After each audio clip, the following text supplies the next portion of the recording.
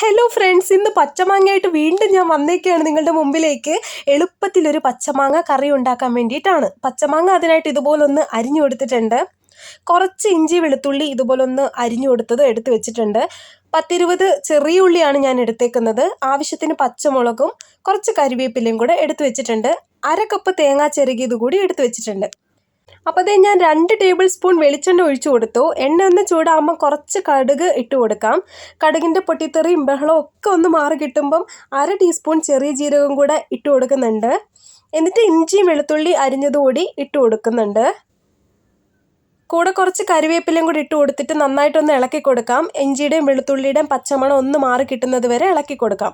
എന്നിട്ട് ഇതിലേക്ക് ചെറിയ ഉള്ളിയാണ് ചേർത്ത് കൊടുക്കുന്നത്. പച്ചമുളക് കൂടി ഇട്ട് കൊടുക്കാം. എന്നിട്ട് നന്നായിട്ടൊന്ന് ഇളക്കി കൊടുക്കാം. ചെറിയ ഉള്ളി ജസ്റ്റ് ഒന്ന് കളറൊന്ന് മാറി കിട്ടുന്നത് വരെ നമുക്കൊന്ന് ഇളക്കി കൊടുക്കാം.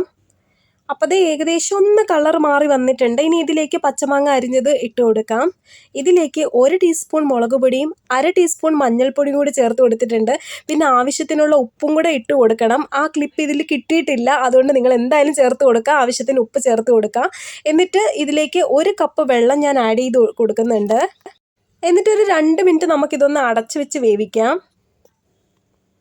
അപ്പോൾ അത് 2 മിനിറ്റ് കഴിഞ്ഞിട്ട് തേങ്ങ അരച്ച് വെച്ചത് ഞാൻ ചേർത്ത് കൊടുക്കുന്നുണ്ട്. തേങ്ങയോടൊപ്പം വേറൊന്നും ചേർത്തിട്ടില്ല, ഇതുപോലൊന്ന് അരച്ചെടുത്തിട്ടുണ്ട്.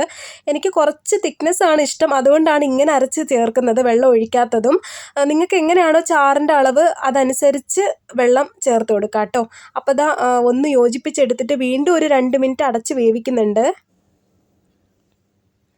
അപ്പോൾ 2 മിനിറ്റ് കഴിഞ്ഞ് നോക്കിയപ്പോൾ നമ്മുടെ പച്ചമാങ്ങ കറി അടിപൊളിയായി കിട്ടിയിട്ടുണ്ട്. അവസാനം കുറച്ച് കരിവേപ്പിലയും കുറച്ച് പച്ച വെളിച്ചെണ്ണയും കൂടെ ഒന്ന് തൂക്കി കൊടുക്കുന്നുണ്ട്. നാടൻ മണവും ടേസ്റ്റും ഒക്കെ കിട്ടാൻ വേണ്ടിയിട്ടാണ്.